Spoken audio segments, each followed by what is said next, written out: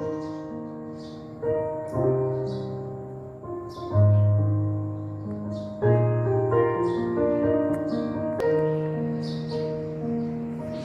selamat pagi Bapak Ibu terkasih dalam Yesus Kristus.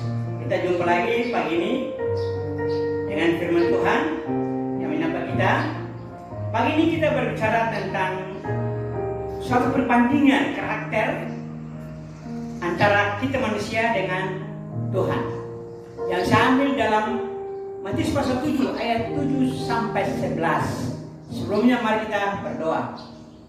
Bapa di surga, terima kasih atas waktu ini yang Engkau beri bagi kami. Buka hati pikiran kami dan berikanlah kebenaran firman-Mu untuk kami mengerti dan kami pahami. Dalam nama Yesus kami berdoa. Haleluya. Amin. Sekali lagi firman Tuhan pagi ini kita lihat dari Matius pasal 7 ayat 7 sampai 11 tentang hal pengampunan doa. Judul yang diberikan oleh lain.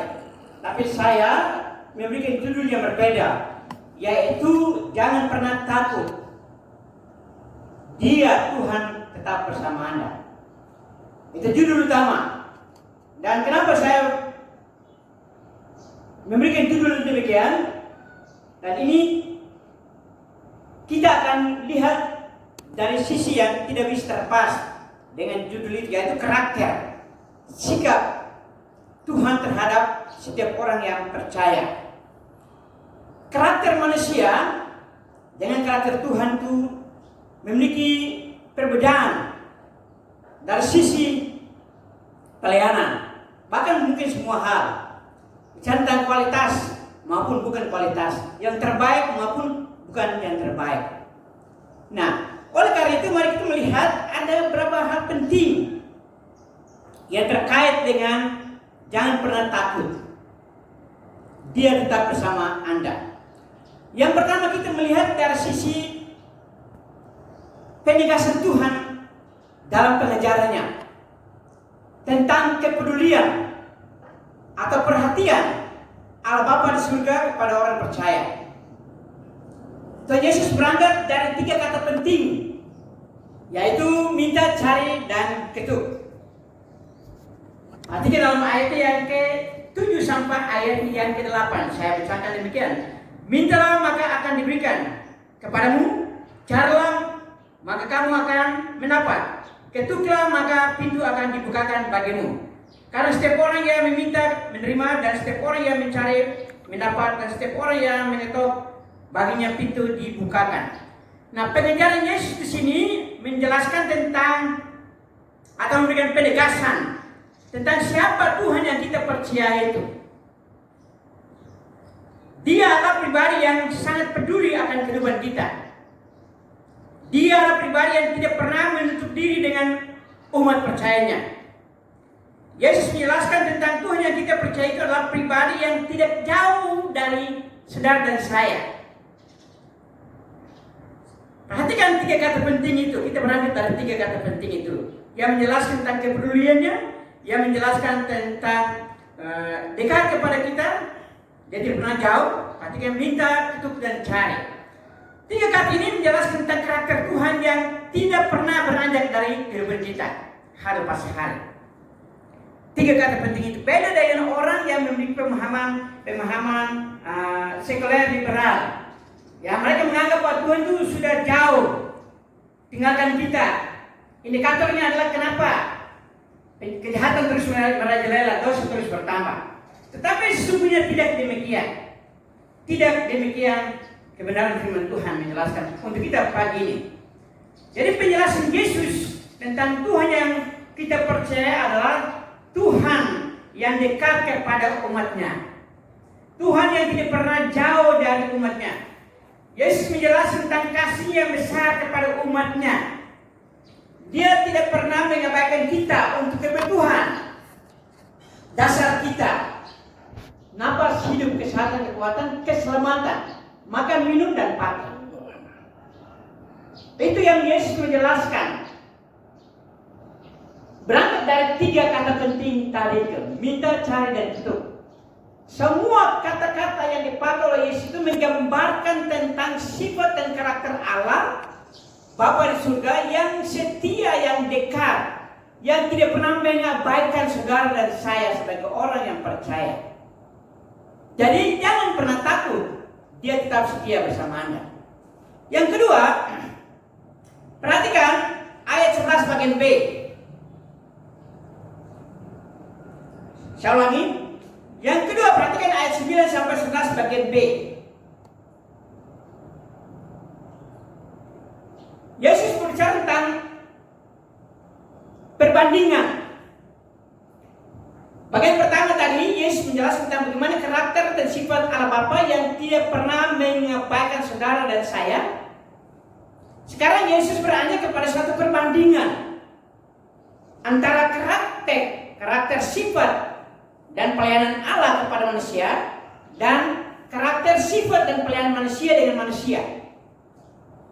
Perhatikan ayat yang ke-9. Adakah seorang daripadamu yang memberi batu kepada anaknya jika ia meminta roti? Atau memberi ular jika ia meminta ikan? Jadi jika demikian, kamu yang jahat tahu memberi pemberian yang baik kepada anak-anakmu, apalagi Bapamu yang di surga. Yesus menjelaskan atau memberikan gambaran antara manusia yang berdosa dalam pelayanan dan antara Allah Bapa yang sempurna, suci, kudus, mulia. Jadi di sini Yesus berbicara tentang manusia yang berdosa, manusia yang lemah, manusia yang terbatas, manusia yang tidak berdaya, mampu dan sanggup untuk memperhatikan orang lain, mampu dan sanggup untuk peduli pada orang lain, mampu dan sanggup untuk mengasihi orang lain. Apalagi Bapa di surga, dia jauh lebih dari apa yang dilakukan oleh manusia kepada manusia. Jadi bagian kedua ini Yesus membandingkan kebaikan seseorang manusia berdosa yang lemah tidak berdaya itu dengan kebaikan Allah Bapa di surga yang sempurna, yang tidak punya kelemahan, yang tidak mengenal dosa. Itu artinya luar biasa, lebih nilai yang Tuhan berikan kepada kita, beda dengan manusia. Nah, saya bacakan ayat 11 bagian B untuk Bapak Ibu sekalian. Ayat 11 bagian B. Ia akan memberikan yang terbaik kepada mereka yang meminta kepadanya. Sebenarnya baik itu yang terbaik. Bagian ini, kalau baik kepada yang berbicara terkait dengan manusia yang berdosa, itu bukan yang terbaik. Memang yang terbaik untuk ukuran kita yang Tuhan berikan. Tetapi standar di atasnya itu adalah Allah sendiri, Allah Bapa surga yang terbaik. Nah, oleh karena itu Bapak dikasih, perhatikan yang membedakan. Perhatikan ini, yang membedakan antara kualitas pelayanan manusia dalam tanda kutip yang terbaik itu dengan kualitas pelayanan Allah Bapa kepada kita manusia. Perhatikan kata ini dalam ayat 11 bagian B. Apalagi Bapamu yang di surga. Perhatikan itu, apalagi Bapamu yang di surga. Kata ini memberikan suatu perbedaan, pengontrasan antara pelayanan Allah kepada saudara dan saya sebagai miliknya dengan pelayanan manusia yang satu kepada manusia yang lain. Ini artinya berbicara tentang satu kualitas, berbicara tentang nilai yang terbaik, yang sempurna, yang diberikan oleh Allah Bapa di surga kepada saudara dan saya. Perhatikan kata itu baik-baik. Saya mau baca sekali lagi karena ini menarik. Apalagi Bapamu yang di surga. Kata apalagi. Apalagi ini memberikan perbedaannya.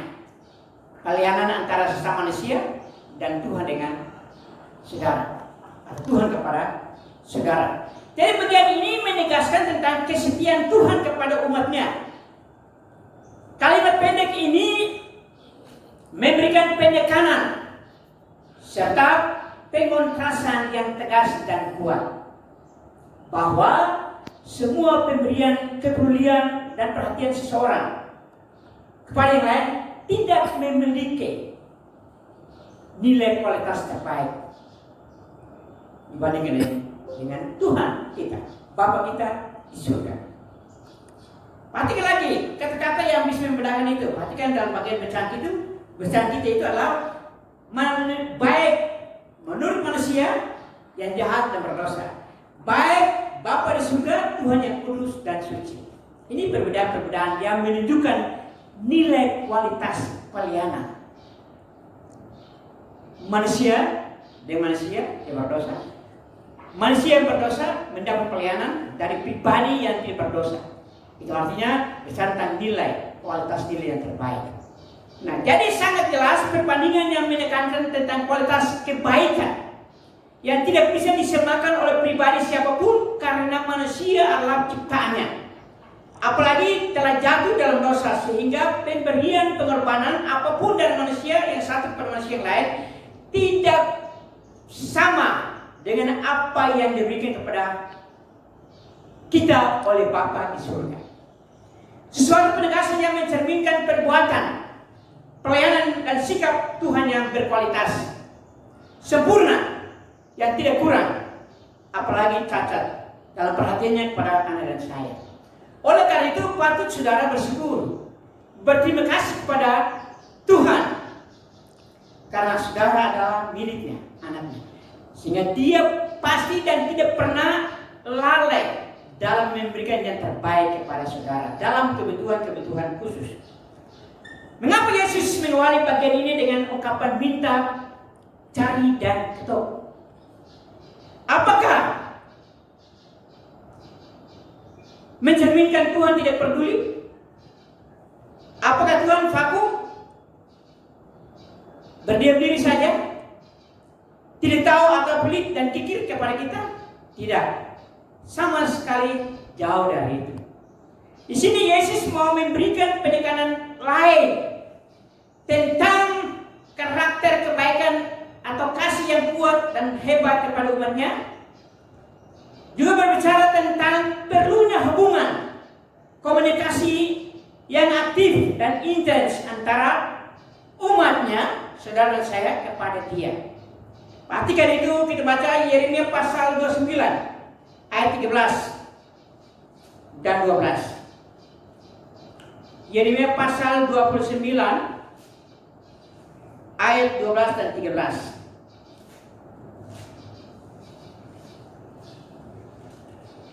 Yeremia 29 ayat 12 dan 13 bunyinya. Dan apabila kamu yang penuh harapan, dan apabila kamu berseru dan datang untuk berdoa kepadaku, maka aku akan mendengarkan kamu. Apabila kamu mencari aku, kamu akan menemukan aku. Apabila kamu menanyakan aku dengan segenap hati. Ini jelas Bapak terkasih dalam Yesus Kristus. Tuhan selalu bersedia dan melayani saudara. Dan Tuhan ingin untuk kita membangun komunikasi setiap saat, setiap waktu kepada Dia, untuk mengungkapkan apa yang kita butuhkan. Bukan berarti Allah tidak tahu kebutuhan Anda, bukan. Tapi Allah ingin untuk kita membangun relasi yang baik. Allah ingin untuk kita menghargai, hormati Dia, memposisikan Dia sebagai Tuhan Allah yang berkuasa. Jadi tekanan Yesus dalam bagian kedua adalah perbuatan baik orang pertama kepada orang kedua tunggal, yaitu kebaikan Tuhan kepada orang percaya. Segala sesuatu yang berkualitas terbaik adalah datang dari Tuhan, hanya milik Tuhan. Jadi perhatikan perbandingan tadi dengan kata apalagi Bapa di surga. Itu menjelaskan tentang kualitas yang terbaik itu hanya milik Tuhan, bukan milik siapa-siapa. Manusia membuat apapun, berbuat apapun kepada orang lain tetap di bawah standar kualitas terbaik pelayanan dari Tuhan. Perhatikan, bandingkan itu sebelah ayat 11 bagian B. Dan bahkan Yakobus pasal 1 ayat 7 menjelaskan tentang kebaikan itu hanya milik Tuhan. Itu artinya kualitas terbaik dalam setiap pelayanan bukan dari manusia, tetapi dari Tuhan sendiri. Perhatikan Yakobus. Yakobus pasal 1 ayat 2. Saya bacakan demikian. Dalamnya Yakobus pasal 1 ayat 7. Ayat 7.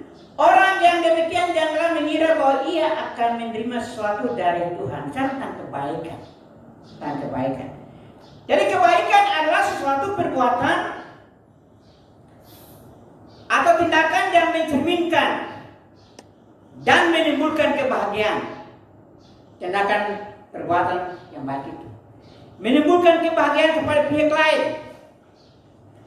Kebaikan adalah bicara tentang sesuatu tindakan yang etika moral, yang terkait dengan etika moral, yang nyata, yang menguntungkan, yang berguna, yang bermanfaat, dan dirasakan dalam suasana keadaan hati yang penuh dengan damai dan sukacita. Itu perbuatan yang baik. Dan hanya Tuhan yang sanggup melakukan tindakan ini, bukan manusia. Serta kualitas tadi, pilihan Tuhan.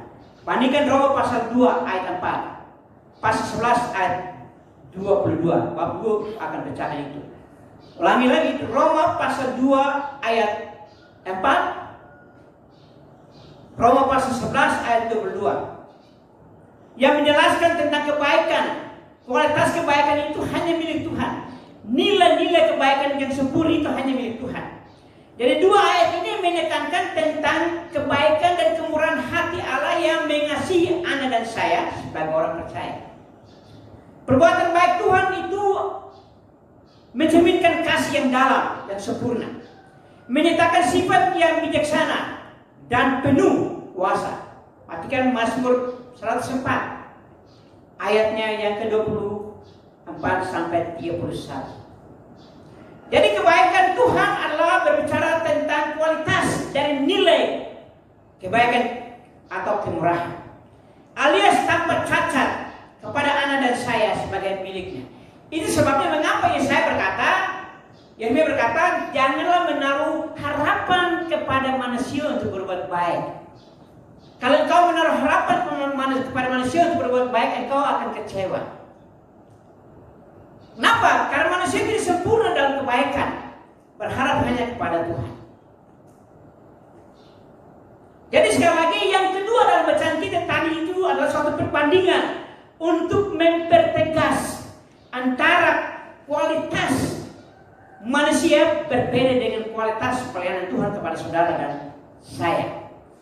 Dalam Matius pasal 7 ayatnya ke-9, 10 dan 11 itu.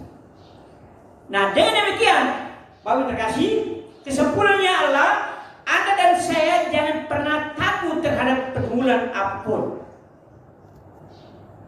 Sebab pertama, Allah sangat peduli dan menaruh perhatian yang dalam kualitas terbaik kepada Anda. Yang kedua, Anda jangan pernah takut, khawatir, karena Ia memperlakukan atau memperhatikan Anda dengan nilai kualitas kesempurnaan. Tidak pernah kurang. Oleh karena itu, Ibrani pasal 13 ayat 5 berkata, akhirnya Tuhan berkata, aku sekali-kali tidak akan membiarkan engkau dan aku sekali-kali tidak akan meninggalkan engkau. Perhatikan itu. Ibrani pasal 13 ayat ke-5. Jangan pernah takut, Ia tetap menyertai Anda. Amin. Mari kita berdoa. Terima kasih Bapa, Kau baik. Engkau mengajarkan kami tentang suatu perbedaan yang nyata menyorok antara perhatianmu, pelayanan kepada kami dengan manusia. Terima kasih Bapa, Engkau baik. Engkau baik. Semua hal Engkau berikan bagi kami. Tidak pernah Engkau mengabaikan kami. Terpujilah Engkau Tuhan kekal selama-lamanya. Dalam nama Yesus kami berdoa.